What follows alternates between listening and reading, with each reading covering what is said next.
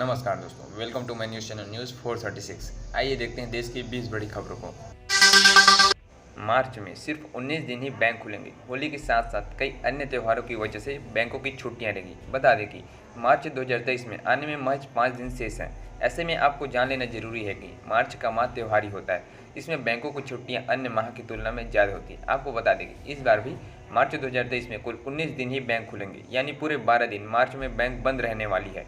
इसलिए बैंक संबंधी जरूरी काम तुरंत निपटा लें, अन्यथा परेशानी उठानी पड़ सकती है। हालांकि अब रुपयों के पैसों की लेन देन सारे काम ऑनलाइन ही हो जाते हैं, लेकिन इसके बावजूद भी कई ऐसे काम होते हैं जिन्हें बैंक जाकर ही करना होता है।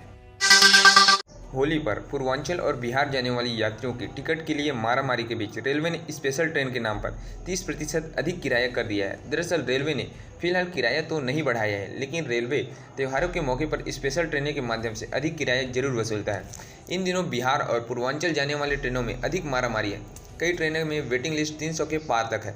ऐसे में रेलवे ने यात्रियों की मांग पर 1 दर्जन से अधिक ट्रेनें चलाई है। बता दें कि रेलवे ने 2 मार्च तक चलने वाली गोरखपुर दादर एक्सप्रेस को 3 जुलाई तक संचालित करने की घोषणा की है तथा पूर्वोत्तर रेलवे ने 11 जोड़ी होली स्पेशल ट्रेनों की घोषणा की है तथा आगे और भी ट्रेनों की घोषणा होने की संभावना है। रिजर्व बैंक ऑफ इंडिया यानी आरबीआई ने बड़ा कदम उठाते हुए 5 बैंकों पर कड़े प्रतिबंध लगा दिए हैं। ये 5 सहकारी बैंक हैं तथा ग्राहक अब इन बैंकों में जमा पैसा नहीं निकाल पाएंगे तथा आरबीआई ने यह फैसला बिगड़ती वित्तीय अवस्था को ध्यान में रखकर लिए गए हैं। बैंकों पर आरबीआई के प्रतिबंध अगले 6 महीने तक जारी रहेंगे। इसके साथ ही अब ये बैंक केंद्रीय बैंक से अनुमति लिए बिना न तो किसी को लोन दे सकते हैं, न ही कर्ज ले सकते हैं।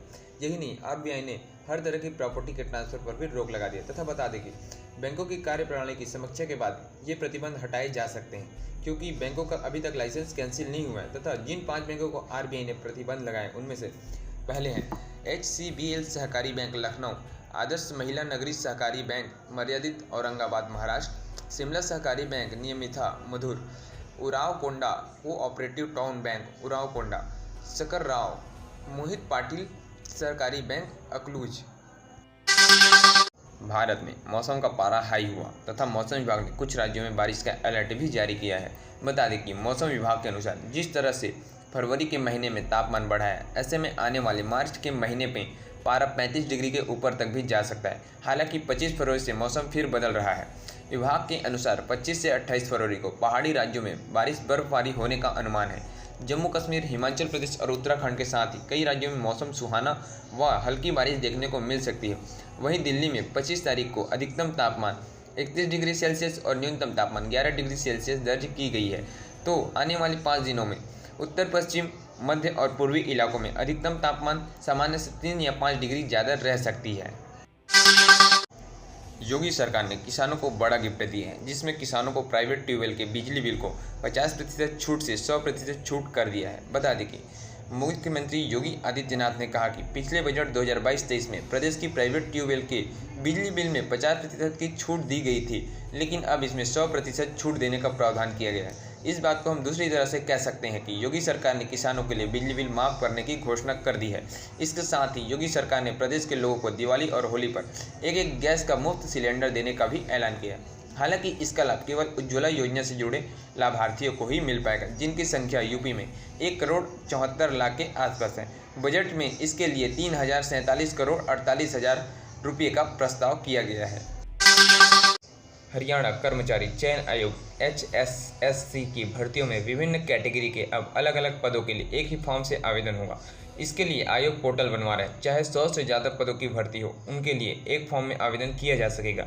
पोर्टल पर योग्यता दर्ज करते ही भर्ती के पदों की लिस्ट दिखेगी तथा इसका कारण यह है कि जिससे कि पता चल सके किन किन पदों के लिए योग्य हैं। अभी अलग अलग पदों के लिए अलग अलग फॉर्म भरना पड़ता है। पोर्टल शुरू होने के बाद एक ही फॉर्म के जरिए जांच हो सकेगी। बता दें कि हरियाणा कर्मचारी चयन आयोग के चेयरमैन भोपाल सिंह खत्री ने बताया कि पोर्टल जल्द ही तैयार हो जाएगा। आगामी भर्तियों के लिए इसी के जरिए आवेदन होंगे। राजस्थान में अब से प्राइवेट हॉस्पिटलों में RGHS तथा चिरंजीवी योजना के तहत इलाज हो सकेगा। बता दें कि राज्य के लोगों के लिए बड़ी राहत की खबर है। राजस्थान में राइट टू हेल्थ बिल को लेकर प्राइवेट हॉस्पिटल संचालकों का चल रहा आंदोलन आज से स्थगित हो गया है। इस निर्णय के बाद आज से प्राइवेट हॉस्पिटल में RGHS और चिरंजीवी योजना के तहत OPD और IDP में मरीजों का इलाज हो सकेगा। हॉस्पिटल संचालकों की ओर से बनाई गई स्टेट ज्वाइंट कमेटी में मुख्यमंत्री अशोक गहलोत से मुलाकात के बाद अपना आंदोलन स्थगित करने का फैसला लिया। बता दें कि चिरंजीवी पॉलिसी में के तहत सरकार ने राज्य के नागरिकों को कैशलेस मेडिकल बीमा देने के लिए चिरंजीवी स्वास्थ्य बीमा योजना शुरू कर रखी है।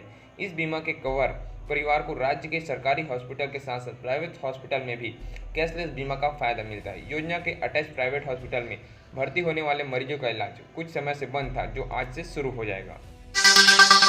गुजरात में भी अब पेपर विधेयक पारित हुआ, जिसमें अब राज्य में भी पेपर लीक हुआ तो 10 साल की कैद तथा 1 करोड़ रुपए तक का जुर्माना होगा। बता दें कि गुजरात विधानसभा में गुजरात सार्वजनिक परीक्षा विधेयक पारित कर दिया गया। सिलसिलेवार पेपर लीक कांड के बाद किए गए इस विधेयक में पेपर लीक करने वालों तथा खरीदने वालों और ऐसे मामलों के लाभार्थियों के लिए 5 से 10 वर्ष तक की कैद और 1 करोड़ रुपये तक के आर्थिक जुर्माने सहित कड़े प्रावधान हैं। हालांकि 10वीं 12वीं और यूनिवर्सिटी परीक्षाओं को इसके दायरे से बाहर रखा गया है। इन मामलों में परीक्षार्थी का मामला संबंधित बोर्ड यूनिवर्सिटी के समक्ष होगा। रेलवे ने जीरो टाइम पॉलिसी लागू की है, जिसके तहत अब जिस स्टेशनों में 40 से कम बुकिंग होगी वहां ट्रेनें नहीं रुकेंगी। बता दें कि रेलवे ने जीरो टाइम पॉलिसी लागू कर दी है। इस नियम के तहत पैसेंजर ट्रेनों को उसी स्टेशन को स्टॉपेज मिलेगा जिसमें 500 किलोमीटर दूरी में ज़्यादा से ज़्यादा 40 टिकट की बुकिंग हो रही है, अथवा उस स्टेशन में रोजाना कम से कम 16,000 की आय हो। इस नियम के लागू होने से दर्जनों ट्रेनों के स्टॉपेज कम हुए हैं। कई स्टेशन ऐसे हैं जहां कोरोना से पूर्व मेल एक्सप्रेस ट्रेनों का स्टॉपेज था, पर अब वहां ट्रेनें नहीं रुकेगी। स्टैनफोर्ड की एक रिपोर्ट के मुताबिक भारत ने कोरोना वैक्सीनेशन से 34 लाख लोगों की जान बचाई है। बता दें कि भारत कोरोना काल में बड़े स्तर पर नेशनल वैक्सीनेशन कैंपेन चलाकर 34 लाख से ज़्यादा जानें बचाने में कामयाब रहा। वैक्सीन कैंपेन के चलते अर्थव्यवस्था भी संभल पाई और बुरा प्रभाव कम हो गया, जिसके चलते 18.3 अरब डॉलर यानी 15.17 लाख करोड़ रुपए का नुकसान होने से बचाया जा सका। यह जानकारी अमेरिका के स्टैनफोर्ड यूनिवर्सिटी ने एक रिपोर्ट में दी, जिसे डॉक्टर स्वास्थ्य मंत्री मनसुख मंडाविया ने शुक्रवार को रिलीज किया। तथा डॉक्टर मंडाविया ने बताया कि भारत ने दुनिया का सबसे बड़ा टीकाकरण अभियान चलाया, जिसके पहली खुराक का कवरेज 97% और दूसरी खुराक का कवरेज 90% रहा। अभी तक कुल मिलाकर वैक्सीनेशन की 220 करोड़ खुराक दी जा चुकी है। देश में ये टीके निःशुल्क दिए गए। रिपोर्ट के अनुसार कोवैक्सीन और कोविशील्ड के विकास ने देश को वायरस के घातक हमले से लड़ने में मदद की।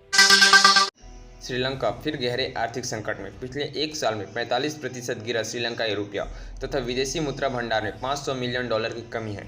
बता दें कि यहाँ एक अमेरिकी डॉलर की कीमत 365 रुपये हो गई है। पैसे की कमी को देखते हुए देश ने 9 मार्च को होने वाले लोकल चुनाव को स्थगित कर दिया है। चुनाव की नई तारीखों की घोषणा 3 मार्च को होने की उम्मीद है। वहीं चीन के IMF और पेरिस क्लब के साथ मिलकर कर्ज की शर्तों पर दोबारा विचार करने के कोई संकेत नहीं है।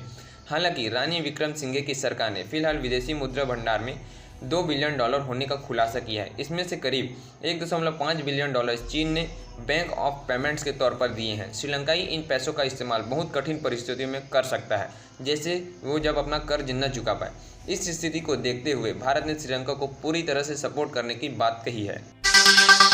गौतम अडानी को एक और बड़ा झटका लगा। गौतम अडानी अब टॉप 30 की लिस्ट से बाहर हो गए। बता दें कि हिडनबर्ग की रिपोर्ट के बाद गौतम अडानी ग्रुप को बड़ा झटका लगते जा रहा है। उनकी संपत्ति लगातार कम होती जा रही है। अमीरों की लिस्ट में वो भी लगातार पिछड़ते जा रहे हैं। अडानी पहले टॉप 10 की लिस्ट में हुआ करते थे, लेकिन हिडनबर्ग की रिपोर्ट के बाद पहले वो टॉप 10 से बाहर हुए, फिर टॉप 20 के लिस्ट से बाहर हुए, वहीं अब वह टॉप 30 के लिस्ट से बाहर हो गए हैं। उनकी नेटवर्थ में आ रही जोरदार गिरावट के चलते दुनिया में अमीरों में उनका दबदबा तेजी से कम हो रहा है तथा बीते 2022 में ताबड़तोड़ कमाई करते हुए अडानी दुनिया के दूसरे सबसे अमीर व्यक्ति बन गए थे। शिवराज सरकार ने ट्रांसजेंडर के लिए बड़ा फैसला लिया है, जिसमें अब ट्रांसजेंडरों के लिए अब नौकरियों के लिए अलग श्रेणी होगी। बता दें कि मध्य प्रदेश सरकार द्वारा सरकारी नौकरी में भर्ती के लिए एक अलग श्रेणी बनाए जाने से अब ट्रांसजेंडर समुदाय के लोग सरकारी नौकरियों में भी आवेदन करने योग्य बन गए हैं। एक अधिकारी ने शनिवार को यह जानकारी दी कि अब तक सीधी भर्ती प्रक्रिया के माध्यम से सरकारी नौकरी चाहने वाले उम्मीदवारों के लिए केवल 2 श्रेणियां पुरुष और महिला थी। अधिकारी ने बताया कि राज्य सरकार ने मध्य प्रदेश ट्रांसजेंडर अधिकारों का संरक्षण नियम 2021 के तहत शुक्रवार को आदेश जारी कर नौकरियों में सीधी भर्ती से ट्रांसजेंडर समुदाय के लिए अलग श्रेणी बनाई है। देश में पिछले 24 घंटे में कोरोना के 180 नए मामले मिले हैं तथा कोरोना से कुल सक्रिय मामले 2090 हो गई हैं। तथा बता दें, देश में कोरोना के कुल मामलों की संख्या बढ़कर 4,46,85,799 हो गई है। साथ ही देश में पिछले 24 घंटे में एक भी मरीज की मौत नहीं हुई है, जिससे कोरोना से देश में कुल जान गंवाने वाले लोगों की संख्या 5,30,764 हो गई है। तथा केंद्रीय स्वास्थ्य मंत्रालय के अनुसार देश में पिछले 24 घंटे में 106 लोगों को कोरोना को मात देकर ठीक होने में कामयाब रहे, जिसके बाद कोरोना से ठीक होने वाले लोगों की कुल संख्या बढ़कर 4,41,52,945 हो गई है। अब अदालतों को पेपरलेस बनाया जाएगा, जिसके लिए केंद्रीय कानून और न्याय मंत्री किरेन रिजिजू ने कदम उठाया। बता दें कि अदालतों में लंबित मामलों की संख्या लगातार बढ़ रही है, जिसकी चिंता व्यक्त करते हुए शनिवार को कहा कि उनके मंत्रालय ने इस मुद्दे पर समाधान के लिए कई कदम उठाए हैं तथा आने वाले दिनों में और कदम उठाए जाएंगे। मंत्री ने कहा कि अदालतों में लंबित मामलों की संख्या को कम करने का प्रमुख जरिया प्रौद्योगिकी है और अदालतों को कागज रहित अर्थात पेपरलेस बनाने के लिए देश भर में अदालतों को प्रौद्योगिकी से लैस किया जाना है। मंत्री ने कहा, हम उस ओर बढ़ रहे हैं तथा कहा कि ई अदालतों के दूसरे चरण की सफलता के कारण ही कोरोना महामारी के दौरान वीडियो कॉन्फ्रेंसिंग के जरिए से सुनवाई हुई तथा उन्होंने कहा कि उच्च न्यायालयों ने वीडियो कॉन्फ्रेंसिंग के माध्यम से सुनवाई करने से अच्छा काम किया। सोनिया गांधी ने रायपुर अधिवेशन में इशारा कर दिया और कहा कि मेरी पारी भारत जोड़ो यात्रा के साथ समाप्त होगी। बता दें कि सोनिया गांधी ने अपने संबोधन में भारत जोड़ो यात्रा की तारीफ करते हुए कहा कि मेरी पारी इसी के साथ समाप्त हो सकती है। हालांकि उन्होंने इस मामले की पूरी तरह साफ नहीं किया और कि आगे वो चुनाव लड़ेंगी या नहीं।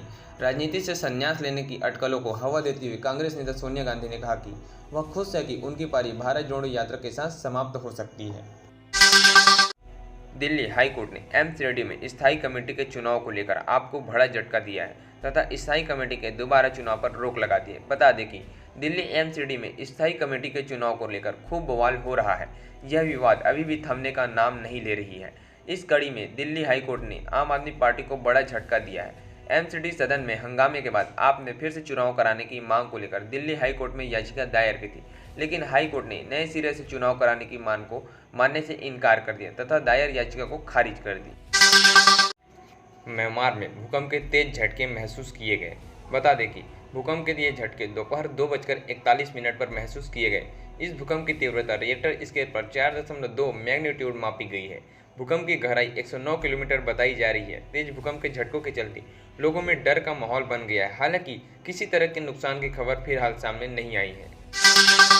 ठगों से सावधान रहें। बिजली काटने के फेक मैसेज के लिंक पर क्लिक न करें। इस प्रकार के मैसेज से अकाउंट खाली हो सकता है। बता दें कि दक्षिण हरियाणा बिजली वितरण निगम के प्रबंध निदेशक अमित खत्री ने बताया कि साइबर ठग उपभोक्ताओं को ठगने के लिए प्रतिदिन नए नए तरीके अपना रहे हैं। इन दिनों साइबर ठगों द्वारा लोगों को नए नए तरीके से फंसने की कोशिश के तहत बहुत से बिजली उपभोक्ताओं के पास मोबाइल पर एक मैसेज आ रहा है कि आपका बिजली बिल बकाया है। इस एवज पर आपका बिजली कनेक्शन काट दिया जाएगा। इतना ही नहीं, बाकायदा कनेक्शन काटने का समय भी बताया जा रहा है। आज रात कनेक्शन कटेगा। बाद में एक नंबर भेजा जा रहा है और उस पर बात करने की सलाह दी जा रही है। काफ़ी उपभोक्ता मैसेज के दिए गए नंबर पर कॉल करके पूछते हैं ऐसा क्यों होगा, तो बात करने पर ठगी का पता चलता है, तो सावधान रहें। दिल्ली मंडल के कालका एक्सप्रेस 26 से 28 फरवरी व 2 मार्च को रद्द रहेगी। बता दें कि बठिंडा एक्सप्रेस भी 26-28 फरवरी तथा 2 मार्च को अम्बाला स्टेशन पर अपनी यात्रा समाप्त करेगी। बता दें दिल्ली मंडल के दिल्ली गाजियाबाद मेरठ सिटी सहारनपुर सेक्शन के देवबंद स्टेशन पर बिजली व यातायात ब्लॉक के चलते दिल्ली कालका रूट पर चलने वाली कालका एक्सप्रेस 26 से 28 फरवरी व 2 मार्च को रद्द रहेगी। फाजिलका दिल्ली रूट पर चलने वाली बठिंडा एक्सप्रेस 27-28 फरवरी और 1 मार्च को अम्बाला स्टेशन पर अपनी यात्रा समाप्त करेगी। साथ ही बठिंडा एक्सप्रेस अम्बाला स्टेशन से प्रस्थान करेगी, जिससे यात्रियों को परेशानी का सामना करना पड़ सकता है। अगर आप यात्रा में जा रहे हैं तो आप रेल की समय सारणी जरूर चेक कर लें। तथा दोस्तों, आज की ब्रेकिंग न्यूज़ वीडियो यही समाप्त होती है। अगर आपको वीडियो पसंद आए तो लाइक करें और चैनल को सब्सक्राइब करें और अगर घंटी को भी दबाएं।